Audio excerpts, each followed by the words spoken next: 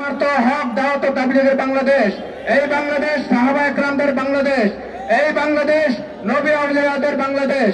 এই বাংলাদেশে কোন সাতপন্থীরা ঠাঁই পাবে না এবং এই বাংলাদেশের ভিতরে, এই বাংলাদেশের কোন জমিনে, কোন এলাকায়, কোন থানায়, কোন গ্রামে, কোন গঞ্জে, কোন ইউনিয়নে, কোন মসজিদে সাতপন্থীদের কোন ঠাঁই দেওয়া হবে না।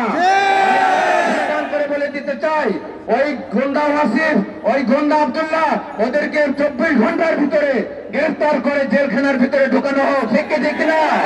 এই বাংলাদেশে একমাত্র হক্কানি উলামা একরামদের কথা চলবে এবং আমাদের মুরব্বী হযরত মাওলানা মুফতি আব্দুল মারুফ সাহেব দামাত বরকাতুহুমের নেতৃত্বে এবং হযরত মাওলানা আল্লামা মামুনুল হক সাহেবের নেতৃত্বে আমাদের যত উলামা একরাম আছে তাদের নেতৃত্বে আমাদের দাওয়াত ও তাবলীগ জামাত চলবে, চলে আসছে, চলছে, চলবে ইনশাআল্লাহ।